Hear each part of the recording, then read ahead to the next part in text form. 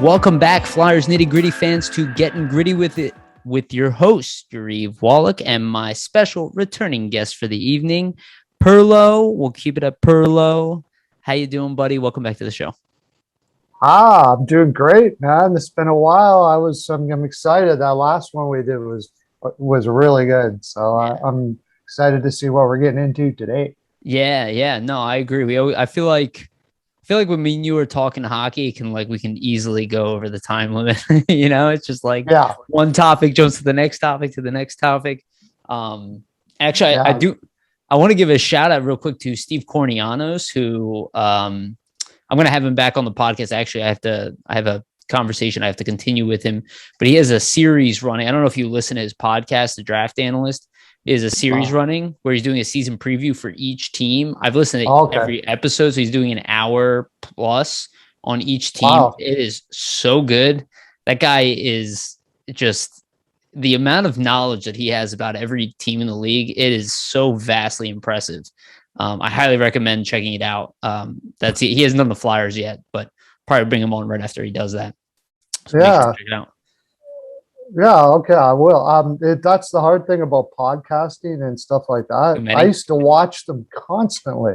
I used to watch everybody's stuff all the time. Now that I'm doing it, I have a lot less time to watch. And so much I want to check out too. Yeah, no, I kind of relegate myself to like 2 at this point, even though I used to. Well, actually, I still listen to what's it called? Oh my God, why am I this is embarrassing. I can't remember their name right now. The one with Charlie O'Connor and Bill Matz and what's it? Oh yeah. Oh my God, it's for some reason the name is escaping me, and I don't know why. I'm gonna have to look it up because it's embarrassing. That's okay. I listen to them from time to time still, but primarily I listen to just Flyers Daily, and I listen to Draft Analyst, and actually found it. I tend to listen to like non-Flyers ones more now than I used to. Because you try to get I'm trying to learn more about the other teams.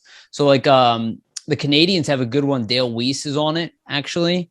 I've been listening to that one consistently. I think it's called Habs Tonight. Highly recommend that because they have player interviews and everything. Broad Street Hockey. What was wrong with me? I don't know why I couldn't remember Street Hockey. Yeah. And then 31 Thoughts and all that stuff to listen to. You listen to like the fellow you're talking about, I do every NHL team. So I do listen to primarily stuff that talks about every team because I want to know as much about every team. But most of my stuff now has been I go with the videos I'm doing, it's very interactive. So I'm going on social groups and I'm listening to the fans talk about it. Cool. And I mean I don't get enough credit, man. There's when they're talking about a team, somebody's team, there's a lot of very well-informed and extremely intelligent fans out there. So I get a lot of the information from there. And then if something sparks me, I'll go where'd you get that from? And then I'll listen to that. Yeah. No, I totally agree with you. Actually, that's how I met Alexander Appleyard. I don't know if you are aware of him. I know Appleyard, Yeah, so I met him actually on HF boards. I don't know if you ever perused HF boards, but I was on there for, over 15 years before I ever even got on here. And you will find some of the smartest hockey fans on there. I mean, the level of research that some people do on there and the dedication to following everything. They have the news as soon as it's on Twitter. There's a forum for it with 1 billion comments. It's awesome. Yeah, really awesome. Yeah. All right, let me do a quick shout out to the to our sponsor. I always tend to forget to do this right at the beginning. Jim Steaks on South. Make sure to check out Jim Steaks. Again, they are a Flyers fan. They want to support us specifically because we are a Flyers fan. We have a good relationship. So make sure to buy cheesesteaks from them. If it's from anybody else, you can stop listening. No, I'm just kidding. But definitely make sure to check out Jim's Steaks. I'm going to go back to the States, and I'm definitely going to get myself a cheesesteak. When I go to Philly, that's where we're going first, dude. I heard about it. When I'm going to Philly, there's no doubt about it. There's going to be a time when I'm going to Philly, and I'm going to hook up with all y'all. and we are going for some Philly steak, man. That'd be awesome. That's a great idea. And if you do end up going there, you got to make sure to check out the pictures on the wall. You will find pictures like Eric Lindros, John LeClaire, Michael Renberg. It's like every famous hockey player that played in this city. There's a picture of them eating a cheesesteak in there. So it's pretty cool. Sweet. Yeah, it's cool, like memorabilia place. And also other athletes, like literally every single one. It's like their thing. All right, let's get into it. I haven't done one of these actually. I think I skipped 1 week. And I missed for those who are not aware, I missed my flight to Israel. So I will be back next week. Or my flight home from Israel. So I'll be back next week. So I wasn't supposed to do an episode this week. We got screwed up with our schedules because you had something and then I had something. So now I'm glad at least we got it in. So this all paid off. So let's talk about some news, because there's actually been some more news of late, so we can get right into it. Let's start off with the rookie games that just happened, back-to-back games. The Flyers take the first one 6-3. The Flyers was the second one 3-2, I believe was the final score. Playing the Rangers in a home bout. Minor differences between the lineup. I believe the biggest difference was like Cam York was in the second game, and I think Lazinski was also in the second game. And then like Zamula was in the first game. They primarily went with the same lineup, but I think they took out players that they already had like kind of a better understanding of where they stand. We'll get into the injury that came out of that with Allison after that. But the first game, let's talk about the first game. I got to watch about like 50 to 60% of that game. And then I got to watch a majority of the game. The second night, I had some conflicts here with some scheduling, but Flyers, I wouldn't say they easily took the first game, but they definitely, they owned it. They lost the lead and they come back and they finished strong with a 6-3 win. I believe the last one was an empty netter by Frost. What did you think about that performance against the Rangers in the first game? I'm in Canada, so it's difficult to pick up stuff like that. So yeah, but I heard about it, and I heard about, well, basically Frost is looking really good. That's the biggest thing coming out of here right now is that Frost looks like he is going to be going for Bear this year, and that's what I heard the most out of everything we've seen so far. All I'm hearing more and more is Frost, and Zamula's looking a lot better. That was the other one. He's looked like he's taken a step up in his development as well. So, and he needs to, Zamula specifically, because while he's very talented, and I loved him before the Flyers even signed him, he was just so evidently an NHL prospect when I saw him. He didn't produce at the AHL level last year, so this is his year to show that he's. I think. To be honest with you, I'm pretty sure this is going to be a big year for him. I think he's going to produce offensively, maybe even get a call up during the season. There's obviously some injuries afoot, so they'll have to deal with that. I guess it's just combine both games, and since you weren't able to really watch them, I will say I agree with the Frost. I mean, he's just so quick. He looks more polished than everybody. Allison, especially in the first game, he looked pretty dominant. And then I would say Tyson Forrester stuck out to me immensely. Connor McLennan also made some really nice moves. But Tyson Forrester, I mean, this kid I think is much better than people anticipate, because he was kind of drafted in a year where we're kind of like, oh, okay, we got Tyson Forrester. Maybe he's a 20-goal scorer. I don't know. Maybe this kid might actually be better than that. He just always looks good. Every time I see him, he looks like an NHL player. And every time I saw him, he always looked dangerous. I mean, he scored a goal. He always looks dangerous. I mean, York, in my mind, is already a polished player. I doubt you even get the most out of him in a rookie game like that. I don't think he's even really thinking that way. But Tyson Forrester is definitely there to show he's there ahead of schedule. So, I mean, the kid looks really good. I mean, have you had a chance to watch him play at all yet? I don't know if you did. I haven't really yet, but what I have seen, I've seen a lot of interviews and stuff like that he's been doing. And what catches me with this guy, again, another guy that I would put him as sort of a comparable, although he was drafted way higher but had the same issue, was Dylan Strome. And the difference is Strome, if you watch him in interviews, he almost seemed like, I got this. And everybody was like, no, you don't, dude. You don't understand, right? Where Forrester doesn't have that. He has that.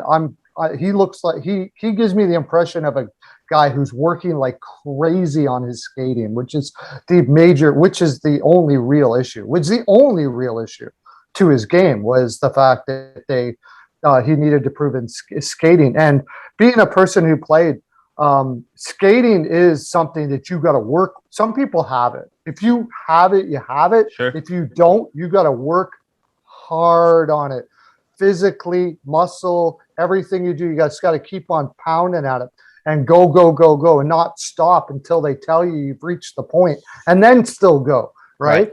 And that he has that kind of attitude, where a guy like Strome did not seem to have that, and now you're seeing what's happening in Chicago. They're not giving him a contract, and he's not improving as much as they would like him to do. That's what I like about him, though. I think the reason, and that would be the reason why you say that every time you see him, he looks like he's going to be a lot better than he is, because that's the attitude you got to have if you're drafted there with those, with that skating ability. So it doesn't surprise me at all. I can't wait to get to see him a little more. No, that's a great point. I actually, I have an interview with a skating coach that I did right after he was drafted. I went and like found a skating coach and talked to him about it. I don't really see a skating issue anymore. And that, I mean, again, I haven't had that much time to watch him. But he's so smart around the net. Like he has that instinct. He has that instinct of being a point producer, like without a doubt. And he's a better playmaker than I anticipated. And I totally agree with you. I think he has kind of like that blue collar work ethic. The same thing that Zayd Wisdom has, where like it's the work ethic with the skill, which is so vastly important at the next level. Like you're saying, like to come in, you know, like even like a guy like Nail Yakupov, who, again, I don't really want to pick on him because I don't know the full story there, but that kid obviously had all the talent in the world. And I don't know his level of work ethic and dedication. But when I see a kid get drafted first overall and come in and he's got all this talent and then he doesn't take his game to the next level, I usually assume it's work ethic. And again, it doesn't mean he's a lazy person in general, but you have to take it up a notch. On anything you've done before. I think that's what you're referring to, is you can't be like complacent to be like, oh, I am good enough. No, you're not. None of these guys are good enough. That's how I'm thinking Matthew Stone, like that's a guy with skating issues. He's one of the best players in the National Hockey League. There are guys out there with skating issues, and now they're one of the best players in the league. There are guys who've been passed over in the draft, you know, who, because they're small or whatever, they find ways to make it work. And I feel like that is a huge element. I totally agree with you. And I do think that Forrester's stock is probably rising within the system to the point where he might be a contender to make the Flyers next year, which might be way ahead of most people's anticipation. But the way he's working, I mean, he's ahead of schedule. He's one of the best players, and he's not even supposed to be in the AHL. Yeah. They mentioned Zamula as well. I think that's another thing, too. Coming over from Europe, especially the way he was brought over, he's not really prepared for what's going to happen over here. And I think the first year, it's sort of like, well, you know, I was in the K, and I'm going to go to the AHL. And it opens your eyes to what you actually are going to have to do to be successful. Who are you referring to? I'm sorry, I lost Zamula. Oh, okay. You know what I mean? Like, well, he was over in the OHL. Zamula.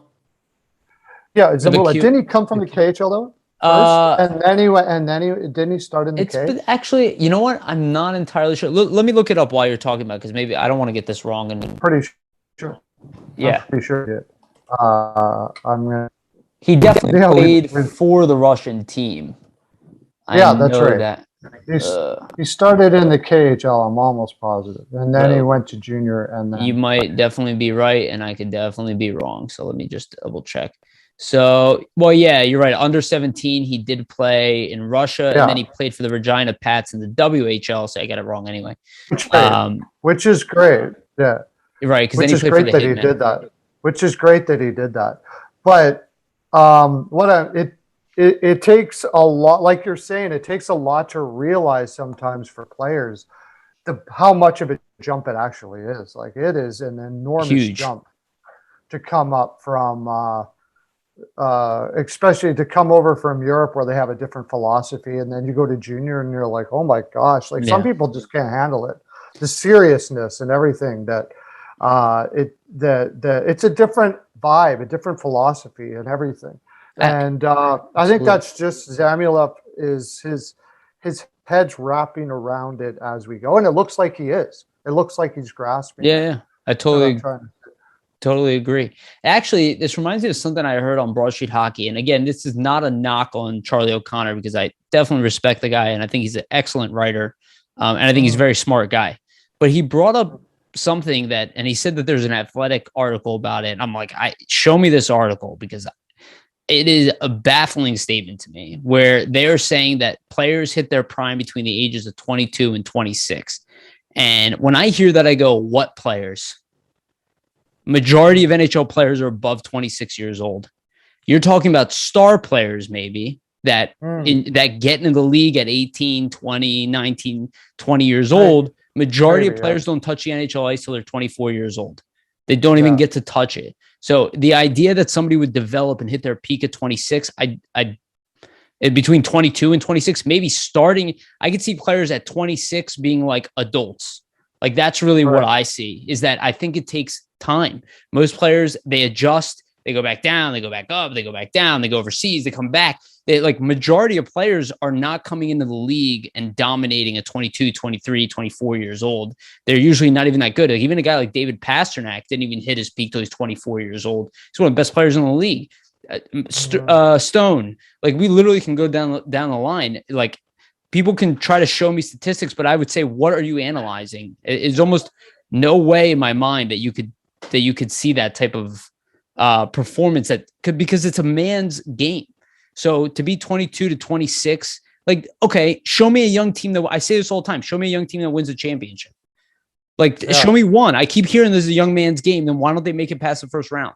Yeah. It's like it's not a young man's game. It takes time to learn. And like you said, and I'll let you speak in a second. Like you said, there's learning the season and then learning the playoffs. And it's like every level of jumps. And it's like they're so rare that a young guy can come in, understand something, and then nail it. Like even the following year. Yeah. I think maybe you might be referring to skill level.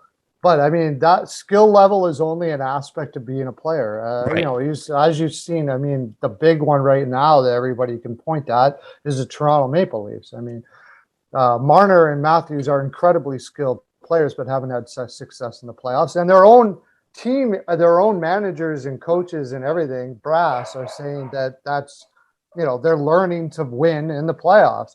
Now, I think Marner and Matthews are still pretty young. They still have upside skill-wise. Sure. But when you hit about 26, 27, that might be your skill peak. Some people figure things out a little differently as far as just pure skill. But as far as a player is concerned, an actual player that's going to win, you haven't hit nothing yet. And I mean, I'm sorry to cut you off.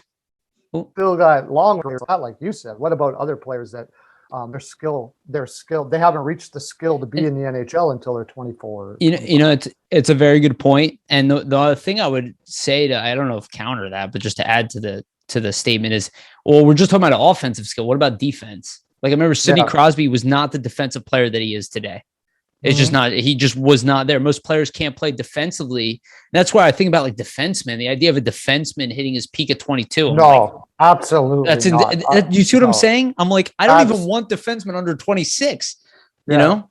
That's absolutely not. They're very, again, maybe wingers is a really good example of where, okay, you're skating, you're shooting and all that. Goaltending. Maybe you hit a peak at skill level, but I mean, defense is so far more mind than skill. It is a mental. It's more mental than the other positions of skaters, anyways. Besides goaltending. And then goaltending is like 27. And learning what players are going to do, what they are, which players do what. That's the other thing. You're learning about the league itself. Like, what does this player do in this situation and all that kind of stuff like that. That comes with lots of time. Like, you can't put a value on that as far as saying that somebody has peaked yes. at 24 or 25 years old. I mean, in that case, it's like 34, 35. Those guys will actually have a greater advantage. So, yeah, no, and that's why I just feel like it's such a nuanced conversation that like I don't like the statistical analysis. I'm sure the person who wrote it is not stupid. Like I'm not saying that person's a dummy or anything. Sounds like an analytics guy, like heavy. That's what I would. That's what I would assume. And then I would, I would have a lot of questions about it. And again, in fairness, I haven't read the article, so I'm talking a little bit ignorant on it. So again, it's not a shot on the person or Charlie O'Connor. Again, I highly respect Charlie, so it's not like I'm thinking that these people are dumb. I feel like every time I like challenge a thing, people think I'm like insulting the person themselves, where I'm just like have a disagreement on one little thing. Well, like we were talking about to begin with, if I listen to highly analytic people a lot because I do want to know the analytics side of it. Agreed. But do I think they have it? I think a lot of them really need to take a look at a lot more than just analytics to really. I think sometimes they're a little bit jaded in other parts of the game. To really get a good grasp of it. But if you want to, I think it's also very important to do that. And it sounds like this may be a little bit of an analytics thing. Yeah. Something on paper. Yeah. I would imagine so as well. And I would agree with you. I'm a little more balanced with my numbers. And I even like to say the eye test is there's things that analytics they haven't gone to the point of being able to track it properly. It's not, I know I watched Moneyball a few times, great movie, but it's not baseball. This isn't baseball, and every sport isn't measured the exact same way. I think analytics are incredibly important. I don't think we should get rid of them at all. I think if anything, we need to improve them and use them more. But again, context is everything. And a lot of times those numbers are not based on context. Well, they mention a lot of luck stuff. Oh, it's just luck. And actually within that luck, talk to a guy like Daryl Sutter. He's genius at it. I don't believe in luck, and he'll tell you why. And I don't believe in luck either. Truth. That is the reason why. I don't believe in luck in hockey is basically what he would say. Energy has a lot to do with luck. And what analytics can't project is energy. And energy is one of the most important parts of the hockey game.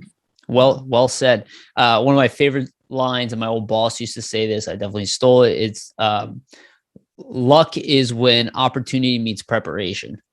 And I find that to be pretty true in life. Mm-hmm. All right, let's move on to some bad luck, speaking of which, and let's get into the recent injuries, which has, I would say, stifled some of the excitement towards the Flyers season. But I want to talk into the opportunities that come from that. But first, let's talk about the injuries themselves. We'll start off with Allison, because we were just talking about the rookie games.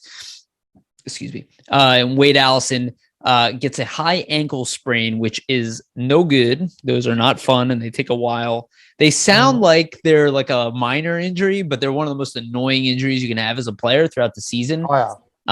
This has been Allison's issue in the past, and I've talked about trading NAK. This is why you don't trade NAK, right? So this not maybe it makes me look a little stupid, but this is, I already talked about it too. It's always the risk with Allison is he's already NHL ready. The Flyers would love to have him in the lineup. I think he would have made the team out of camp personally. But again, injuries have kind of always bit him of late, especially lower body injuries. So now he has a high ankle sprain. He probably will be out the same as the other two that we'll bring up, but 6 to 8 weeks. Luckily, it's before the season starts. He'll probably start in the AHL given the injury. But it looks like he'll probably miss about 10 games or so. What do you think about Wade Allison's chances with the team, and also what do you think about his injury? Well, actually, here I've heard this I was listening to Sirius Radio, and it sounds like it could be longer than that. It could be for sure. Yeah. I mean, high ankles are brutal. Yeah, right? They're hard nagging. To project. Yeah, it's hard to project how. It's almost better just to break. It's better just to break your ankle. Yeah, because it's more precise. Yep. Yeah. So it's hard to say, but I mean, it's really out of all of them, it's like the most deflating for me, because I think everybody is really anticipating Allison after a strong end of the year last year, to see what he could do. And it's really unfortunate. I don't know. I think his prospect to be on the roster was really good. Yeah. Right. And break camp and take somebody like Obel's spot, or Kubel's spot, which I think is saying a lot actually, because I like Kubel a lot. But the way he was progressing, I could see his upside is maybe even a little higher than I ever thought. Like, and it's just really unfortunate that that has to happen right now for him. It's bad timing. It would have been almost better to establish his spot and have it happen in the middle of the year, this season, rather than now. Yeah. So, but he's got a killer work ethic. I'm sure he'll come back as hard as he can. Agreed. And he had that big fight as well. The good, to your point, actually, I think that's a really good point, that if he got to establish himself and then get the injury, luckily he did establish himself somewhat last year. So the coaching staff's familiar with him. There's probably somebody in their mind that they were penciling in as well. Like I could hear kind of AV's disappointment in his answer, right? Where he's going to be out a while. Like it wasn't, like you could tell he's just disappointed losing that guy. It's a big body on the wing. Luckily, the Flyers do have a lot of wingers.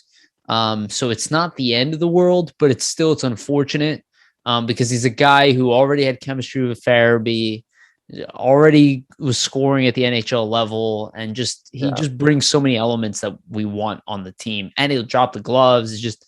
He does it all. So it is unfortunate. I would say I would agree with you. I don't think it's the biggest impact of the three. I don't think you do either, but it's the second biggest impact. Well, let's get into the second guy. Let's get into Samuel Moran. So Samuel Moran, this came out, Anthony Sanfilippo had kind of another, that Morin suffered another injury. Then Riley Cote had a tweet with Morin that came out and he said, I don't know what we're talking about. I'm fine, blah, blah, blah. So it seems to me like the answer is somewhere in the middle there, because he got 6 to 8 weeks. Doesn't sound like he sustained a serious injury, but it does sound like he still has problems with his knee. So I don't know if that's necessarily he sustained an injury, but there's definitely some problems there, obviously. It seems like cleanup work has to be done on his knee. So Samuel Morin is going to be out for another 2 months. This is deflating for Morin itself. I think the Flyers were relying on him to be the number 7. They have some other guys who can get the call. Glendening, obviously York, who I think will be the first call up. I think even Glendening will probably start in the minors as well. And I thought maybe there's a chance the Flyers might even bring in another body, losing Morin like that in the beginning of the year. But what do you think about Samuel Morin's, unfortunate situation? It's just more of a hit to the development, which really for Morin doesn't need it. Yeah.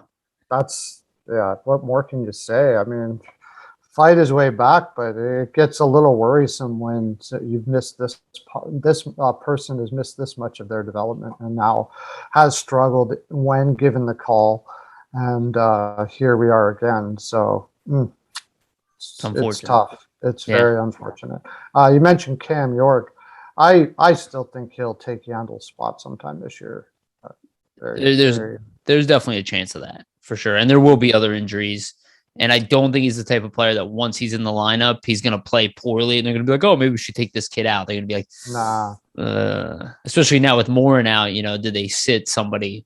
Like again, I'm not saying Braun deserves to sit, but maybe even at some point they're like, well, who do we keep in? The young star defenseman or, an aging vet? Yeah. I don't know. Braun's the first choice, but we'll see who plays the best. I do think Glendening is an option, but I would not be surprised if the Flyers bring in another body on D. I mean, losing Morin to that type of injury at the beginning of the year, I would try another camp invite, but I don't think that that's going to be the case. It looks like they're just rolling with what they have. I think for now, I mean, you got waivers coming up and stuff like that. There might be somebody that falls off the tree. Do it that way or whatever. See what you got, and then if pressed to do so, I guess, something like that. I think. Yeah, the good news is the Flyers definitely have the top 6 now to sustain losing a number 7 guy, because just the quality of players in the rotation, I just feel like it's the one thing I think that the league is kind of underestimating with the Flyers defense. I mean, I think people are way too harsh on Rasmus Ristolainen. And I think just the quality of names that you have lined up there playing in their ideal roles It's looking like a strong unit. So losing that number 7 guy, and let's say you lose a Yandel or you lose a Sanheim or something, and you put in a York, it's a lot less noticeable than it would have been last year with a guy like Myers in there, and then a hole from Niskanen, and then all of a sudden you got a bunch of young guys. It's like they have a very veteran core there to kind of handle these injuries. So I would say that's the plus side. Yeah. Yeah, Ristolainen is going to be interesting. I think that they're going to have to it'd be best to view him as a rookie in a lot of ways. There's a lot of progression in his game. He's got all the tools. It's just the development in Buffalo is not sound. No. So, yeah. People are regressing on that team. They're like sucking the soul out of those players. Be over aggressive where he should and stuff like that, but all that's fixable as long as he's willing, and he seems like a very willing individual. So we'll see. I mean, it's just unfortunate that his development had to be hit that hard for now being 26 years old with all the tools that he has, but could be well worth it if he hits it. If he changes his mindset a little bit. Yeah, well, it makes me think that a guy like Jack Eichel might be even better than we all think. Like, how many good players have we seen go to Buffalo, go in with like resounding stats, going with like even Eric Stahl, And again, I'm not saying like he was at the end of his career, but that is like captain through and through, leadership through and through, and even he wanted at it. It's almost like every single player that goes to that area is just like so toxic.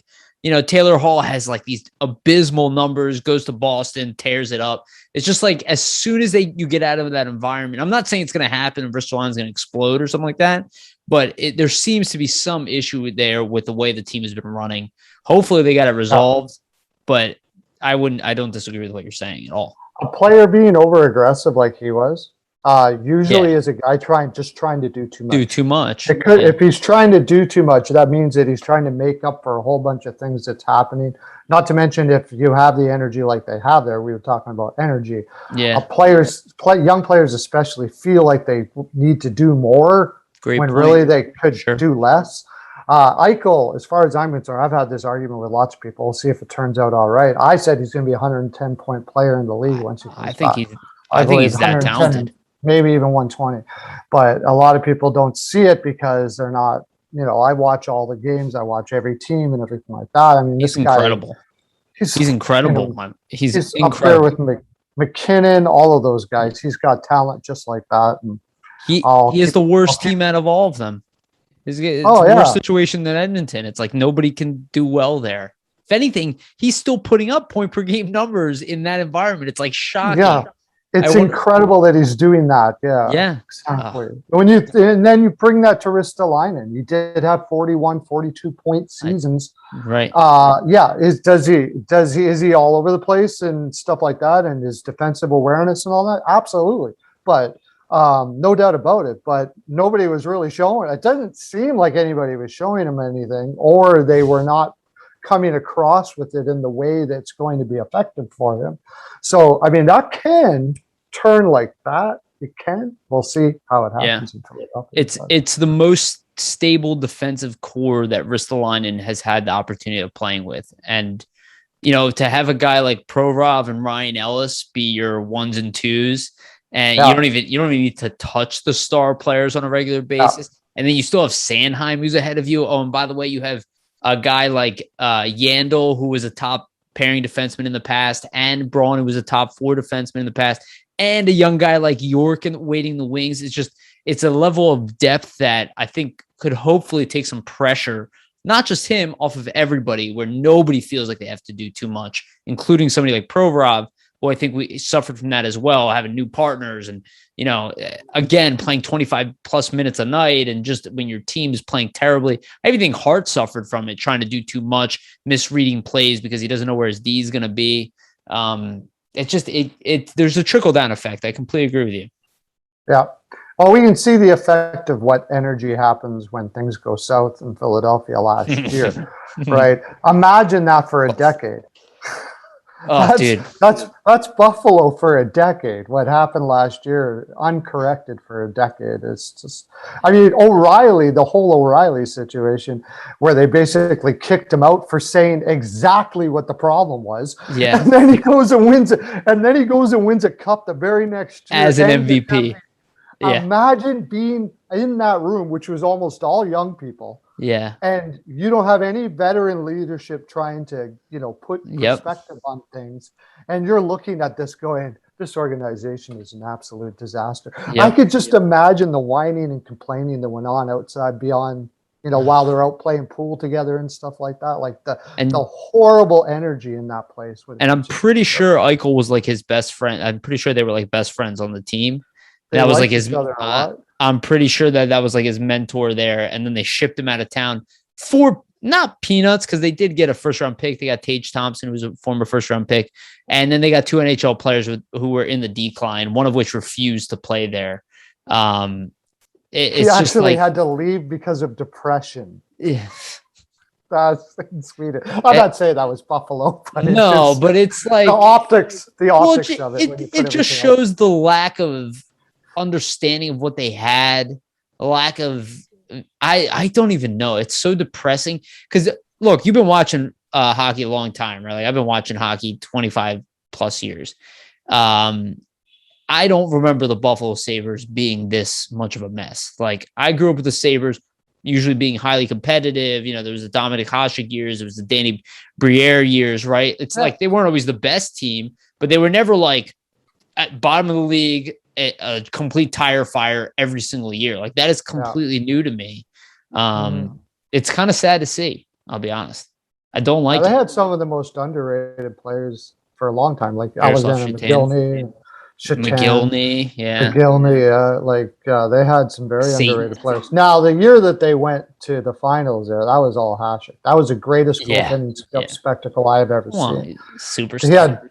They had no business even being in the playoffs and they make the finals. But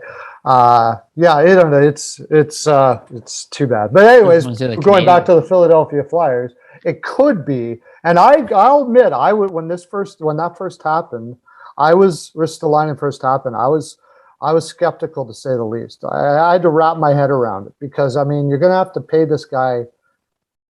He's a restricted free agent. You got to give him a qualifying offer at close to $6 million, and he's nowhere near a $6 million defenseman as it stands. Yeah. But you look around the league and you see the tools that Ristolainen has. Tell me where you're going to find it. I think that's what the Flyers were thinking, to be honest with you. I mean, they traded off Phil Myers and they brought in a better version of Phil Myers in a lot of ways. Oh, yeah. Ellis will never be what he was before the injury, but he's still a fantastic 2 defenseman. And he's a veteran that has been around the league, and he's going to be so driven because he's coming out of Nashville where it was just about to implode. Yeah, they're about for a reset, and then now he's coming to a team that's not just on its way up, but pushing its way up too. And I don't know what the Flyers would do, but if I was Chuck Fletcher and what's his name is available, Eichel's available, I have to ask about it. I have to. I don't know what it would take to get him, but I would have to ask. I just have to. Yeah. I don't know what it would take, but I have to ask. It's gonna hurt, but 100%. If I know that he's gonna be healthy, I think he's gonna go west. And not to go too much off, but there are just some teams that are struggling around the league that have assets, that have no big name player on there, that have no number 1 center. You know what I mean? They don't have a Sean Couturier. So I feel like those are the teams that really need to go for a guy like Eichel. If you're going to rebuild your team, do it now. He's young. Get him, build the tools around him, and then build your, you know what I mean? Like a team like Anaheim, they're in a complete reset. And, what could they do with a player like that?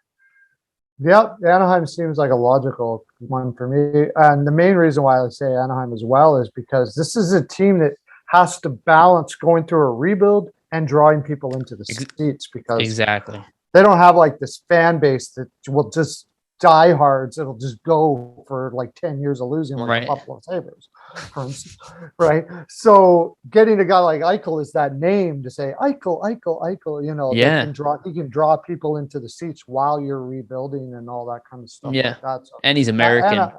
And he's American, and there's a lot to that package for Anaheim. Yeah, but I'm hearing the most bullish is the LA Kings, and they have the assets.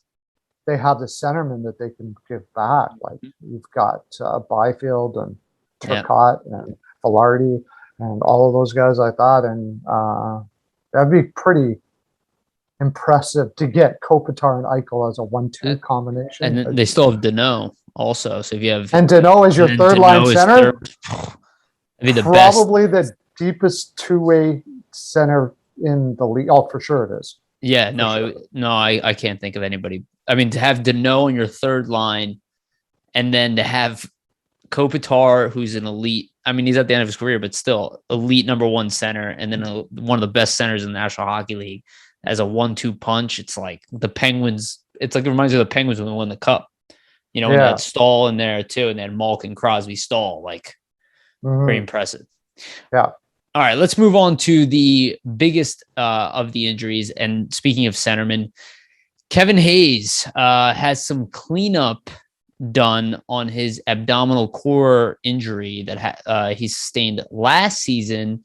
They said they caught it early. I suspect it's not the biggest surgery because I don't think he necessarily tore anything or anything like that additionally, but clearly the surgery wasn't that successful. I don't like these injuries. I'm a little concerned about it throughout the year as well. But luckily they're doing it before the season starts, which probably means he'll start off slow. And then let's talk about guys who might replace him. And we already mentioned one. But what do you think about the Kevin Hayes injury? In some ways, it's actually kind of a relief to me to know that this was the issue. Because last year, which just wasn't very good for Hayes. No. And if he was having an abdominal injury, I've never had it, but guys I played with had it. And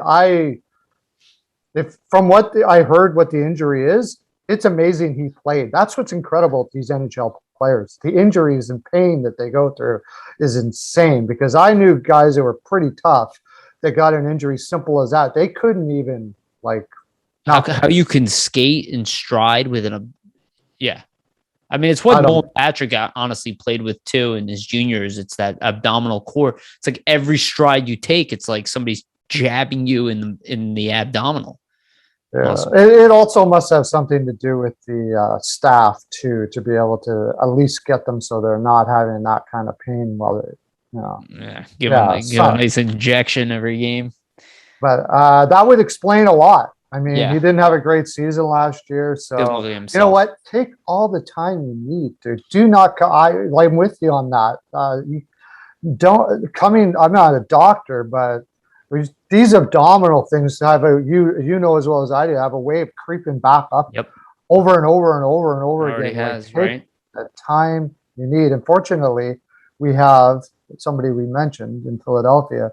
I hope and I think, based on the fact that he bulked up as much as he did, Frost will be able to fill in a hole up there in the middle this year that maybe we didn't really have that much to be able to fill it in, as much last year to fill it in as we do this year. What do you think? Yeah, well, so these are the four names that I kind of drawn up, though I wouldn't be surprised if there's maybe surprises here. But we have Frost, Lazinski, who I don't think isn't necessarily ready for this type of role, but maybe he'll play a fourth line role. I think Nate Thompson is going to start at fourth line center. But then there's Scott Lawton, who I think could maybe play center. There's Claude Giroux, who obviously could be shifted over. And then there's Derek Brassard, who's been a center in the past. I personally think that the Flyers' number one choice right now is Frost as the number two, to throw Scott Lawton as the number three, to play like a checking role in the third line. And I think I think Frost is well capable of taking this spot and running with it, even to start the season. I think the skill set is always been there. Is he ready for that jump like we were talking about?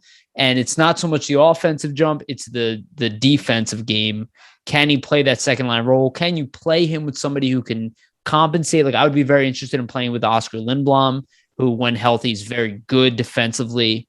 Maybe won't help him the most offensively, but defensively he's very solid. Maybe give some size on the wings. I'm not sure. He could end up playing with Giroux and Atkinson. I don't know. I've seen some combinations thrown out there, but I do think Frost is the number one choice right now. If you had to pull my arm. Yeah. I mean, it doesn't appear Giroux they're ever going to think of him putting him back up the middle for a I don't think they want amount to of time anymore. Yeah. No. But Brassard, I watched him in Arizona last year, and I don't think that's a viable option right now. He's about a 10, 12-minute guy now. I don't think they I don't think they brought him in to play any kind of significant role offensively, and I don't think they brought him in to play center. To your point. Okay, yeah, that would be good. I prefer him on the wing for sure. I think Scott Lawton is somebody they think above that. Yeah, Scott Lawton, I mean, he's been there. I mean, I do prefer him on the wing too, but I probably like him up the middle more than Brassard. That's for sure. In a 6 role. I think we're kind of crossing our fingers here that Frost really is able to take a big jump this year. And I think as far as what you were saying, like about defensively, a lot of people a lot about being defensive has to do with being able to do the physical things you need to do to be defensive. When I watched Frost, I didn't see a guy who didn't know what he was supposed to be doing. I saw a guy who couldn't get to the places he needed to get to do what he needed to do. Mm-hmm. And this year he's got the size to do it. So I think he's going to, like you, I think he's going to be okay in this spot. And this might even be the best thing that could have happened in a lot of ways, because you can throw him right in the fire and just go, do it, buddy. Like he's not. And it's not your fault type of thing, right? It can build his confidence up quite a bit to just go and do it rather than having to try to fight to take a spot that's almost impossible to take with Hayes there. Yeah. And a bottom 6 role, like if you would have to fight for that third line center checking role, like let's just say that Frost has a Nick Suzuki type of, integration into the team. Nick Suzuki's awesome, right? But they have similar skill set. I think Suzuki's a better prospect at this point, obviously, but I think Frost has a pretty high ceiling as well. If he comes in there, let's say he's awesome as second line center. Let's say it works really well. And then all of a sudden you can slot Kevin Hayes in as third line center as a true checking. And that becomes really interesting. I think the Flyers are interested in that. And I think that's the opportunity that you're talking about is they would love to give Hayes more of a defensive role and give somebody Frost more offensive draws to begin with. Yeah. Nate Thompson's pretty much going to start on defense, in the defensive zone pretty much every time. And then you have a guy like Scott Lawton, you can handle it too if you have to play him with third line center for now. So I agree with you. I think it's not ideal for the team, but I think it is ideal for Frost because it's not like if he screws up, they're going to just shift Hayes in there. They don't really have anybody who can do what Frost does. And now with Nolan Patrick leaving town, like you don't have another center prospect that's really does what he does at that level. Maybe Tanner Lazinski is ready to a certain point, but I don't think that they're going to be playing him in the top 6. I think he's more of like a bottom 6 guy to start off and then work his way up. Or a guy like Frost, where we've seen even in the past, his skill set offensively is you can immediately pencil him to a top 6 role because he can produce with highly skilled players. Yep. No, and also since he's not playing the third line role, it's not that psychological effect where you are the defensive guy. Right. You're playing a second line role. So you can continue working on your defense, but not in the sense that is specifically your job. Right. Like that is the stamp we're putting on you. We want you to put up offense with whatever you said, Lindblom or whoever that they put on there. Maybe Van Riemsdyk or Farabee would be probably somebody that would give him the best opportunity for offense, I would say. So he can focus on that, but also work on defense rather than completely focusing on defense. Because how many times have you seen with young players where they put them? We need you to work on your defense. And next thing you know, their offense goes out the window. Right, which is not something you want to see with Frost. No, no, definitely not. Definitely. And just to add to that note, I forgot to mention this earlier. Ian LaPierre did specifically, and again, he's the coach of the Phantoms, He's been around for us quite a bit on both levels of the ice. I mean, he said physically that the kid is ready. I think the biggest issue, and Bill Meltzer brought this up, was always that he didn't keep his feet moving in between plays. He kind of was like staring a little bit too much. I don't think we're going to see that problem anymore. So I think regardless whether Hayes was injured or not, I think he would have made the team out of camp. Just the way it's looking. And just the fact that there isn't a clear number one, definitely not two right now, but there wasn't a clear number three either. Right. So I think it's going to be interesting. And I'm excited to see what he can do there. Like to your point, I think it's exciting. Not getting your feet moving between plays. Often that has to do with the fact that you're not physically going to be able to be in the corners. You're trying to establish a way, and by the time you establish a way, it's too late. Rather than just going, because some players can play like that. They're amazing with their sticks, and they don't. But a guy like Frost has got to get in there. And if he doesn't feel like he's physically going to be able to overmatch somebody, he may overthink it a little bit, trying to figure out a way in there instead of just moving his feet and going. Yeah. So I think this added weight will get those, like you said, get those feet moving right away. Yeah. Yeah. Well said.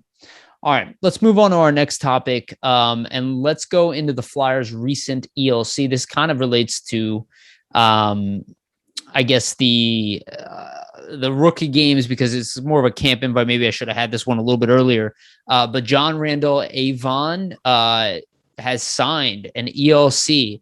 Avon is very interesting. He played for the Peterborough Petes. Wow, I said that bad. Peterborough Petes. Thank you. Yeah. He played in the OHL, did not play last year, but his previous season, he did put up some decent points, especially for being 16 years old. Let me just pull up those stats. I had him up here. He had 4 goals, 7 assists, a -1 in 56 games. Again, playing as 16-year-old, which for a team where you're not getting that much ice time offensively, like we we're kind of talking about that earlier. And Bill Meltzer, again, I'm reading more of his scouting report on this, but this is a player with very high skating skill. So lots of speed, agility, pace, really, really good pace. This seems, and again, Bill Meltzer said this, I'm stealing his words, so definitely check out his opinion on this. But he believes that he would have been drafted in the mid-round of the draft had they actually had an AHL season. I've mentioned this long ago already, 2 years ago, where I said that this will impact the draft, how players will skip through, players will drop that are not supposed to. This is probably one of those guys. The Flyers walk away with a free mid-round pick, which helps considering they traded their first-round pick. I don't know to what degree his skill level will take him, but he does seem like a viable NHL prospect at this point. And to finish camp with an ELC that quickly, the Flyers have kind of hit home runs with that of late. So they're very critical with this. There's been some guys who I thought would get ELCs and did not. So Avon getting this ELC is pretty big deal, I would say. Do you know anything about him? Have you seen him play even before this? I know it probably would have been difficult, especially with the COVID. And yeah, the only thing I know is things I've read as well, pretty much for the most part. It's speed. And speed. I mean, that's always going to be needed. It's just building the rest of the game around that speed. And he'll do that in the AHL. The fact that he was able to do well in the AHL already bodes well. I think they're going to, I don't know if this is true, but I would assume that they're going to keep him in the OHL for the year. Oh, they're going to keep him in the OHL? I don't think that any of that has been announced. I'm making an assumption, but just the fact he didn't play last year. Probably in the OHL. Oh, that's right. I did read that. Right. This would be, so it'd almost be like a late 19, 20 draft years old. plus 1 year type of thing. Yeah. So yeah, he's going to play in junior for sure, I would imagine. But heck, what the heck? If the guy's fast enough that he impresses you that fast that you give him an ELC, nothing wrong with that. Yeah, whatever he has to build around the rest of the game. There's lots of guys that don't even have that. Yeah, you're basically saying I see NHL speed here for sure. Yeah, it's just that's huge. It's hard to get guys that have anywhere near NHL speed, it's hard to pick them up, especially mid rounds or no rounds like like they did there. So yeah, awesome. And like you said, some guys have it naturally. I suspect I would not be surprised if this is a guy who has a very I guess a break. I don't know if he's going to be like an elite point producer, but if he has a breakout year in the OHL, because considering he's going to be a little bit older, high skill, at least speed level, typically he's probably going to be a burner. You're probably going to put him, I think he plays center, but they're probably, whoever he plays with, he's probably going to play with their top level skilled players in the OHL. So I expect that he'll probably be a name that we keep an eye on, and the Flyers might be like, oh, we got another steal, and then we'll see how he does in that AHL type of thing. Reminds me of like Kyle Wellwood, if you remember him. Oh yeah, I do remember Kyle Wellwood. There's a name. Very fast skater. Yeah. If a guy's got speed, for me, the biggest thing is their speed, and they got to work on the rest of the game. Get into the AHL as fast as possible, for me, is the best thing to do, because what happens is in the junior, you can rely on your speed so much, right? Like you can just blow people away, right? Where you need to get somewhere where you're challenged in your speed department to wake you up to realize you got to find other ways to no, that's a great point. Or they'll keep you to the outside. Yeah, that's skate around the circles all you want. And they're faster. You're not as fast as you think yet. Absolutely. So that'll be interesting to see if they do that with him. All right. Yeah, agreed. All right. Well said on Avon. Let's move into, we mentioned him earlier. I just want to bring this up quickly. Nolan Patrick signs a 2-year deal, averaging $1.2 million with the Vegas Golden Knights. Obviously, he's not with the Flyers anymore, but he was for a long time. I really just want to mention this because I got a lot of crap for saying that he deserved extra money for putting up 2 30-point seasons, because if you look at most young players in the league, if they put up 2 30-point seasons, they're making even more than what Patrick is making. And I don't think that's the reason he got traded. I do believe, the report that he asked to get traded, but I also think that there was clearly a disconnect between management and what he was asking. If he got 2 years at $1.2 million, my guess is he was asking for at least 3 years at $2 million a year.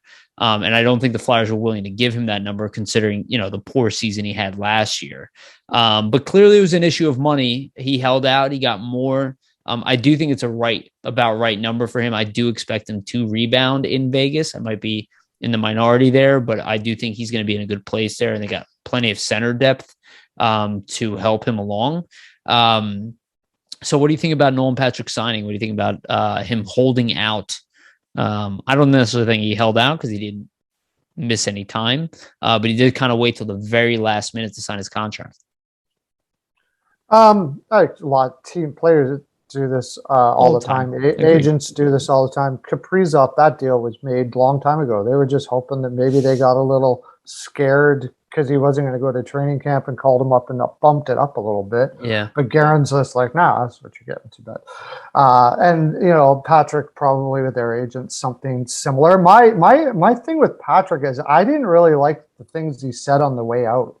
And it sounded to me like there's some maturity things going on here. Forget about the injuries. Forget about everything. I'm more concerned about the maturity aspect. He's kind of, I don't know, this is optics. Don't say whatever I'm saying is not fact. I'm just looking at it from an outside perspective. From an outside perspective, Philadelphia, I think, worked with him pretty well. I think they were fairly patient with his injuries and stuff like that. It appears that maybe he thinks otherwise, or I don't know, something of that nature. And then he decides to go, and he asks to go, and it seems like the reason why he wants to go is he wants to go be with Daddy.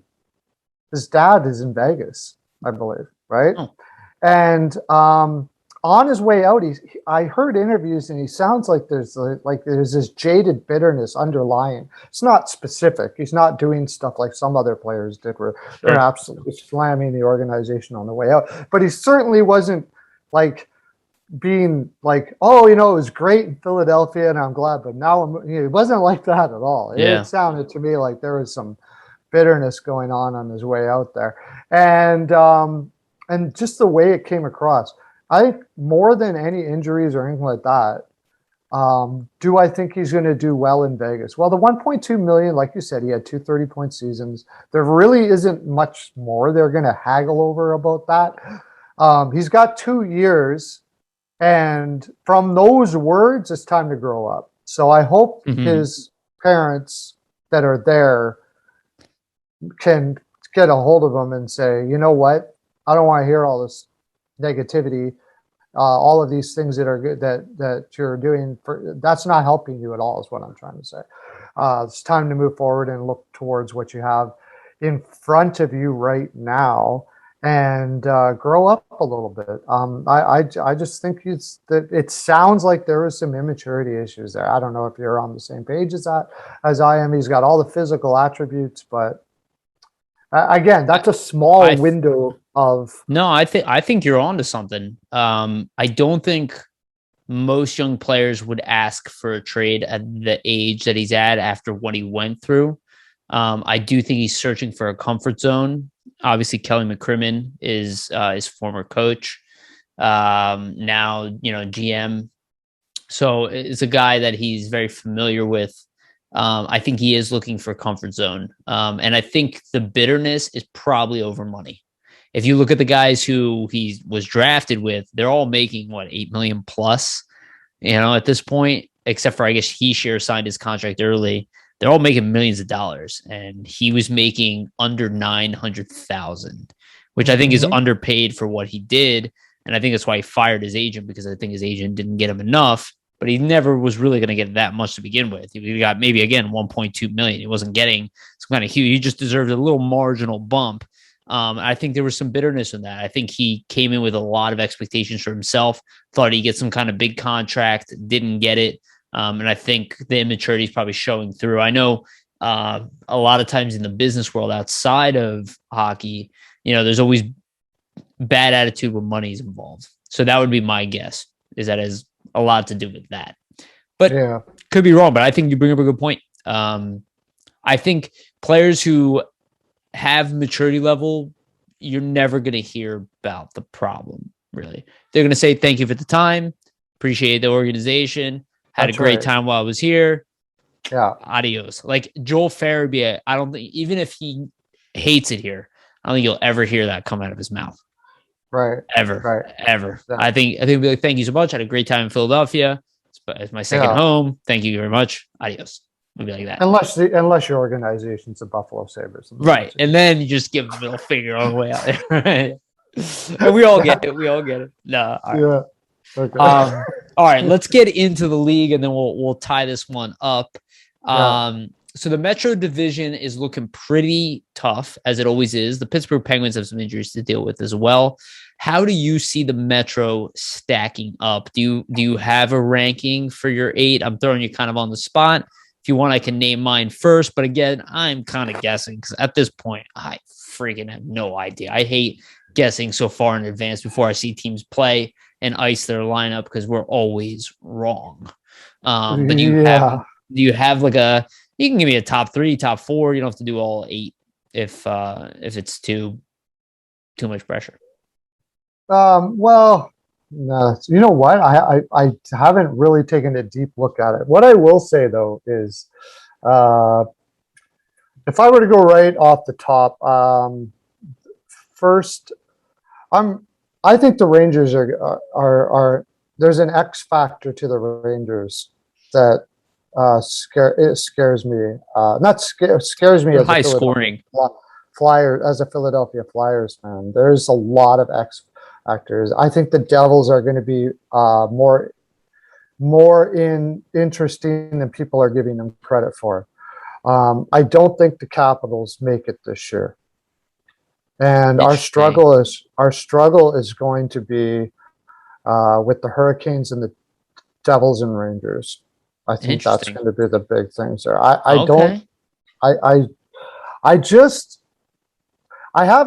just get a feeling the Capitals, there's a level of complacency that's set in there that I don't think is going to be able to change.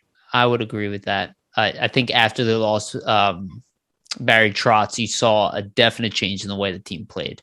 Like immediately. And I like Laviolette, but it doesn't look like the same team that won the Stanley Cup. That's for sure. Not even Laviolette seems to be able to put a fire under that team. Right. So I'm going to say Man, yeah, it is tough because this is one of the toughest. This is one of the toughest divisions that there is. I think it's going to be. See, the Hurricanes all depends on Anderson and if he comes back from injury the way he needs to, or Ranta, one of those two guys. Yeah, and that is such a huge question mark for me. I'm going to put him fourth. Okay. I'm going to put the Flyers third, Rangers second, and Islanders first. I think the Devils. No, sorry, didn't mean to interrupt you. Go ahead, please. Oh, and the Devils are right on the tail. Interesting. So you think the Pittsburgh takes it? Well, they have injuries to deal with for sure. I think Pittsburgh's not going to make it this year. I don't think. Yeah, I don't think. I hate every time I bet against the Penguins. They end up pissing me off and doing fantastic. Me too. Every time. Logic will come through here sooner or later. Yeah, right. So I think it's gonna be a fight to the very end. I could see a big old bubble there. I do think the Flyers will be a playoff team this year. I don't know how I feel about the Devils. I feel they're too young up front. Their D is vastly improved, I think, but I think their offense is pretty young. But I wouldn't be, again, I do think the Rangers are one of those teams that they could be a dark horse this year. Like, they are a high-powered team. If they put it all together, they can be scary good. If they go out and trade for Jack Eichel, again, that makes them scary good. But they don't really have, like, on paper, they don't have weaknesses outside of youth. I wouldn't be shocked if what you're saying ends up happening. Like, because I agree with you with the Capitals as well, because it's not an issue of talent with the Capitals. It's almost an issue of, like, will Laviolette make it through the year, because are they going to fire their coach because their team just doesn't have the drive, because it's going to be a tough division. It really will. Outside of Columbus, who's also going to be somewhat of a pain in the butt. I feel like they always are. Every team is better to some degree. I guess Penguins didn't get any better, but they're still the Penguins, kind of like what we talked about. Yeah. So it's I don't disagree with it. And even like Carolina, they lost Dougie Hamilton, but they did bring in, what's his name? The guy that everybody hates. Why is his name escaping me right now? The defenseman. Oh my God! Carolina? D'Angelo. I think that might be the contract of the year right there. That's the thing. You bring in a guy who's capable of putting up 40, 50 points a year for $1 million. Like, you guys might hate him, but if he aligns with the team, okay, well, there's the missing points from Dougie Hamilton. They have a good D-core, right? They still have their best defender. They still have a lot of offensive players. They don't have to be as good as they were last year, but they have to make the playoffs, right? I really think the Islanders are the team to beat. And it's really because of Barry Trotz. Like, they have the talent, but bringing in Daniel Chara is also very smart. The one thing I think, if the Flyers stay healthy, I would not be surprised if the Flyers end up first place in the division, because they're counted out everywhere. And every single time that nobody cares about the Flyers, that's where they end up being good. Every single time everybody touts them to be this great team, they completely shit the bed. So, like, this year, nobody cares about them. Nobody thinks they're going to be a good team. That they revamped their defense completely, which I think is a very impressive defensive core. And they have some youth that is ready to take a jump. Like, we're not even talking about Travis Konechny, but if he gets back up to the all-star level, which I think he's absolutely capable of doing, you have him, you have Farabee, you have all these guys. Flyers can be a very annoying team to play against, especially with Hayes healthy. The Flyers can be they could end up being the toughest team in the division, but they have to play like the toughest team in the division. The on-paper stuff, it does not work because, again, you see a team like the Islanders. Well, I mean, if Carter Hart is as good as comes back to being as good as we know that he is, it's not that's also a big thing. Yep. It's not just as good as we know he can be, as good as we know that he is. Like, he is. I completely agree. If he does that, I mean, you're talking when you got that kind of a goaltender. One of the reasons why I'm putting the Rangers where I'm putting them is Shesterkin. I think Shesterkin is insane. Great young. Are there holes in that lineup? Yeah, but Shesterkin. Philadelphia, Carter Hart. Could there be holes? Absolutely. But Carter Hart. As long as Carter Hart, they could be first for sure. When he's stopping like he can stop, my gosh, it's almost impossible to get it past that guy. Yeah, no, I think it's really well said. I think Carter Hart is the X factor for the Flyers. If he gets back up there again, I think Martin Jones is fine in a backup role. I don't want to be my starter, but as long as Carter Hart's doing what he needs to do, I think it's the right way to go.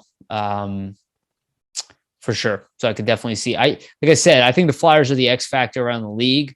I don't want to say them for the next team, but I do think that they potentially are the most improved team. They have to show it on the ice first, but on paper, I would definitely put them up in that conversation. Let's talk about who we think are the most improved. I have kind of two outside of Philly, who I think is up there as well. I guess maybe three, but I'll go with two. I do think that Los Angeles is potentially the most improved, but I think they're really still going to be a bubble team.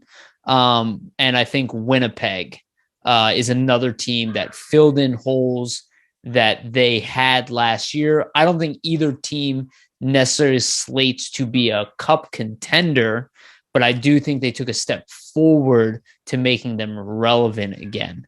And I think that's a pretty big deal. Outside of that, I mean, like, I guess Chicago improved, but I think it's a similar situation. And I think Dallas improved as well.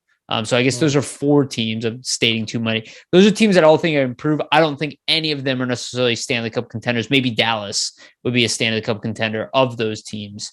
But I don't know if anybody else really improved that much. But maybe you have some thoughts.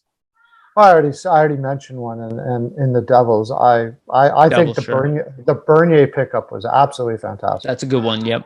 I don't know, people. I don't know, like Carolina. Like, what are you doing, man? But I think they had a deal with Anderson long before, and Dundon is the kind of guy that, you know, his words, he will. And I know you say, well, they can't do that. Well, they do that. Okay, general managers do that. Stop thinking otherwise. They had a deal already, I think, and he's not going to go against his word. Right. So he couldn't give Bernier the money that he needed. But that guy, I watched a lot of Detroit games last year because I used to pick them to lose by 2, you know, and sit there and watch Bernier stop 55 freaking shots over and over and over and over again. Maybe not that high, but close. Sometimes I think they were that high. Right. And I just think that if he gets on an improved defense and Blackwood comes back and plays as well as he was playing when he was playing really, really well, that goaltending combination with that defense and a whole bunch of New Jersey players that are in breakout years, like 23, 24, you know what I mean? Yeah. That team could really just fly. So I think that could be that would be my possibility as the most improved team. But I did like Winnipeg as well. Getting Dylan, I'm not so sure about. I always want to call him Schultz, but it's not Schultz that they picked up from Vancouver.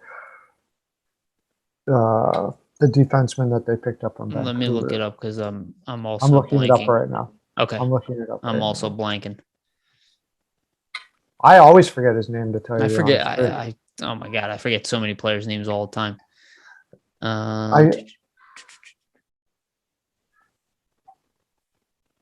He was traded for Pete. They picked up Peter Angelo. Vegas moved him. Come on, how come I can't? I know they have. Schmidt, Nate Schmidt. Schmidt. Yeah, that was what I was saying. Schmidt and Dylan were the big additions. Yeah, that was the one that I'm just not sure of. He didn't do well. Very down year. Yeah, he didn't do well in his last year in Vegas either, and I'm not sure why. He's an offensive guy. He's not that big, but Paul Maurice seems to get the best out of defensemen, and I said that on a Winnipeg forum, and they all blasted me like. I was like, what? I don't. Sounds like fans of a team. Yeah, fans of a team. I think he gets. I mean, Forbert comes over there. He's top 4 all of a sudden. Pionk. I mean, yeah, he was expected to do well coming over from the Rangers, but I remember people were laughing at them for trading for Pionk, actually, because he wasn't he in the package for Trouba, or am I remembering that? Yeah, he was right. I remember very distinctly that people were like, Pionk stinks. Like they got hosed, blah, blah, blah. So I think you make a very valid point there. I think they're a team that does it by committee. And a lot of times that's why you why, like even Logan Stanley is playing well there, who's like a Sam Morin type. Yeah. I think that's why Patrick Laine didn't fit in, right? Yeah, the Pittsburgh Penguins don't get credit for this, but we're like you said with the Winnipeg Jets, their forwards come back like a son of a gun. That's why every defenseman looks good there. I completely agree with you. Just watch what Cody Ceci does in the Oilers now instead of Pittsburgh. Like when the Oilers picked up Cody Ceci, well, he had a good year in Pittsburgh. Yeah, but it's Pittsburgh. So did Matheson. Come on now. It's even Jack Johnson got a contract afterwards. I feel like, or even got a PTO. I just feel like Penguins, for the frustration they give me, I respect the organization immensely. I mean, their minor league affiliate's always good. Every player they bring in, there was also Schultz. You mentioned Schultz, not Nick Schultz. The heck? I know. Went to Washington this year. Yeah, well, he didn't look good in Washington last year. Had his best years in Pittsburgh. It happens all the time. Ali Mata looks really good with Penguins. It's the Crosby mentality that goes into that. Like, you cannot play with Crosby and not come back in your own zone anymore. And not do all the little things, because you just look like a fool if you don't. I think there's a lot to that. I think that's well said. I do think that it's like people might not like him, but Tom Brady does that in the NFL. There are other players. And I think that stuff is very real. That's also get credit.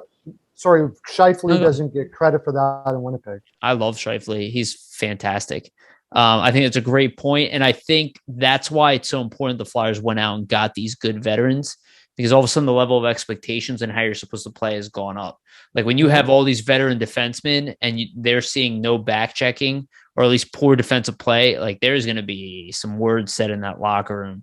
And a lot of these guys have the resume to back it up. Like Keith Yandel, he might be at the end of his career, but he also had an exceptional career. So he could have got more money than what he got from the Flyers. And I do think, like, again, you have Braun here, but he's never a guy who can do it for you on the ice. He's a great leader, I think. But he's not a two-way player. But then you got a guy like Ryan Ellis in here. I think it's a big difference to have a guy like that in the locker room. It's like having Niskanen back, but he's actually probably, more. He's more talented than Niskanen. Dynamic than Niskanen. That's the right word.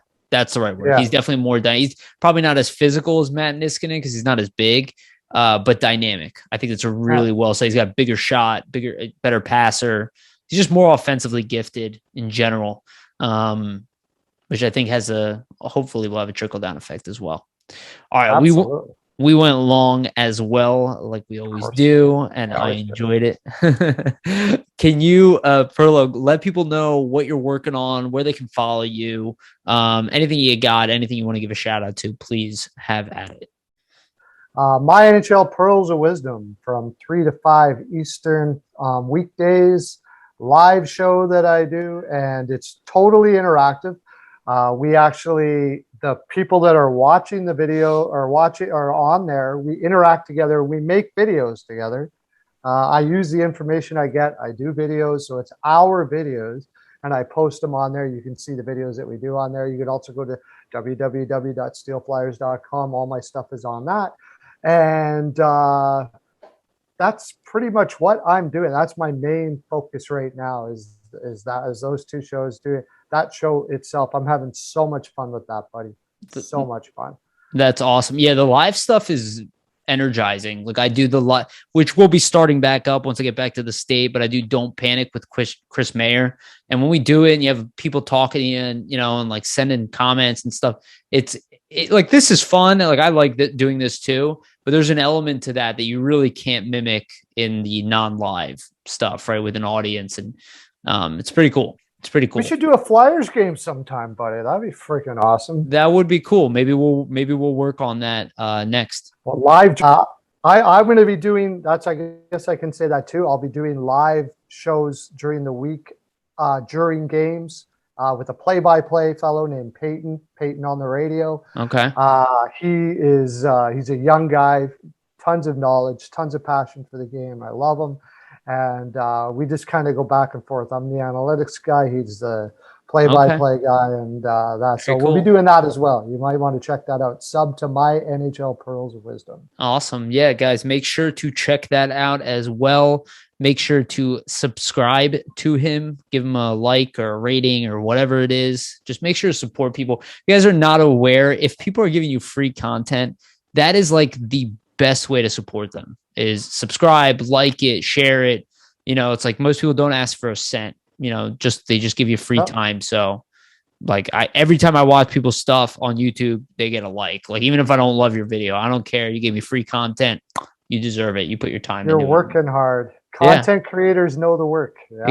Exactly. It's like, you know how long it takes to do it. And the only thing you're waiting for is a thumbs up. Yeah. Sorry, go ahead. Do you want to say something? Back at you too. Like this guy, man. This guy's one of the best out there. One of the best Philadelphia Flyers guys you're ever going to find. Thanks, so Flyers Nitty Gritty has been awesome for me. I seriously wouldn't have been anywhere without Jamie Basco. Jamie Basco is my hero. I love that guy, man. So always check him out. Absolutely. Yeah. Jamie Basco and you guys have been helping me out an awful lot. So yeah, he is a sweetheart. And if you guys don't know, make sure, I don't know why you're listening to me. You don't know Jamie, but make sure to like, subscribe, follow him. Do whatever you can do. He deserves it. The guy puts in an immense amount of work, managing so much. And you see the amount of tweeting he does. He's on top of everything immediately. So definitely give him kudos for that. All right. To everybody else, again, say one more time, please like, subscribe, thumbs up, share it out if you can. Check out our team store. Check out whatever it is you want to check out. Support us any way you can. And if not, just listen for free. That's cool too. Never going to get fully upset about any of that stuff. So just appreciate the ears and the time for sure. And good stuff to get excited. I can't believe hockey season's here. I'm like super freaking excited. And I guess there is a game that's going to be televised for the Flyers September 30th on TNT, I think against the Bruins, if I remember that correctly. So let's get excited because I'm ready to watch some real hockey and not some, rookie game stream. Absolutely, man. I can't wait. I'll even take Edmonton Winters for that. Well said. All right. Thank you again. Thank you again, everybody, for listening. And remember to always stay gritty.